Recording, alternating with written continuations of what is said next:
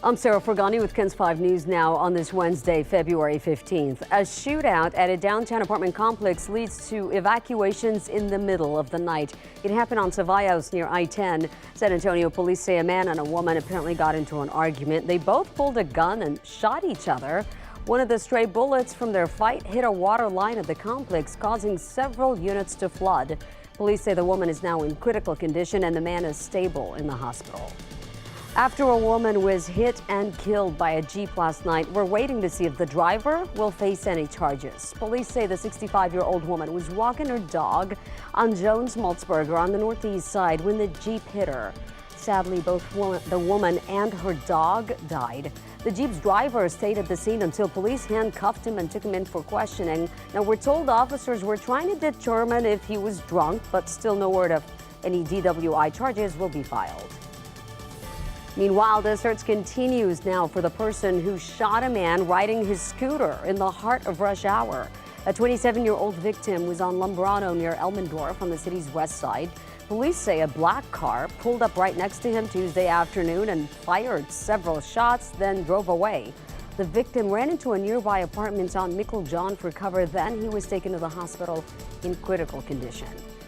Right now, a husband accused of murder is out of jail. Cecilia Huerta Gallegos' body hasn't been found since she disappeared 4 years ago, but her husband, Reyes Gallegos, is accused of killing her. Investigators said around that time, Gallegos shut off the cameras at the home. Police also believe the husband unloaded a chainsaw, shovel, trash bags, and cleaning supplies at the home. In 2021, Gallegos was arrested for his wife's murder, but his bond was recently lowered, allowing him to go on house arrest. The news is not sitting well with Cecilia's family. He's like nothing, sitting at home and, not to make it sound bad, but it's like he's eating a bowl of food when my sister is gone and we're the ones suffering. Now, Gallegos' next court date is March 30th. The family says they're not giving up and they plan to do another search next month.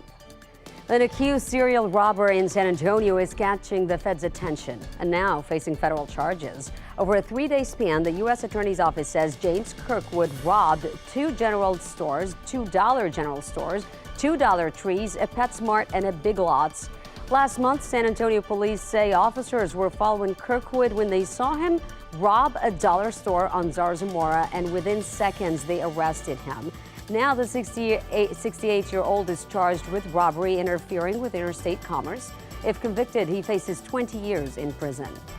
New information on the chaos at a West Side restaurant that ended with an off-duty Somerset police officer shooting a customer after the man tased the officer with his own weapon.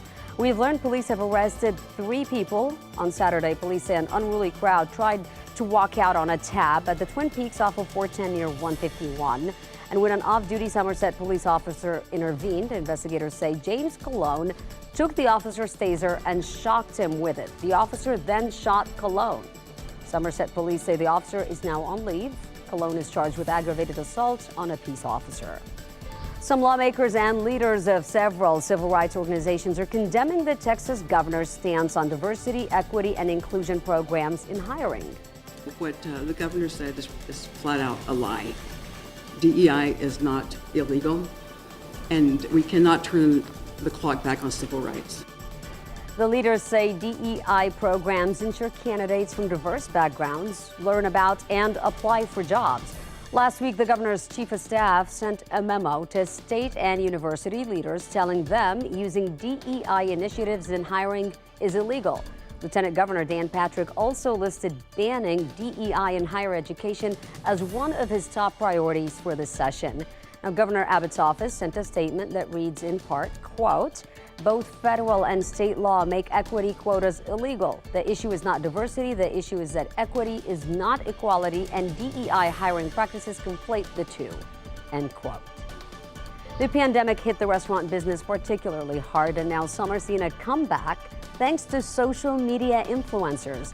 A recent survey found 62% of consumers say they're more likely to try something if it's recommended by an influencer they follow. So that now, if you're looking to grow your customer base, you may want to check out some of the local influencers. One page that we found on Instagram, SA Foodie, has over 300,000 followers, and I'm one of those. All right, let's check in with Paul for your forecast today. All right, let's take a look. Outside this morning, a lot of cloud cover and some patchy fog. Some of that fog's a little thick. I do think the fog will mix out. We'll have partly cloudy skies this afternoon, highs in the low 80s, and then temperatures 70s, 60s. And then I think we'll have some fog overnight, but should mix out by the morning. And that's KENS 5 News now. Thanks so much for joining me. Remember, if you're in front of the TV, to grab the remote and tune in to KENS 5 Monday through Friday, 4:30 to 7 a.m. I'm Sarah Forgani. I'll see you tomorrow.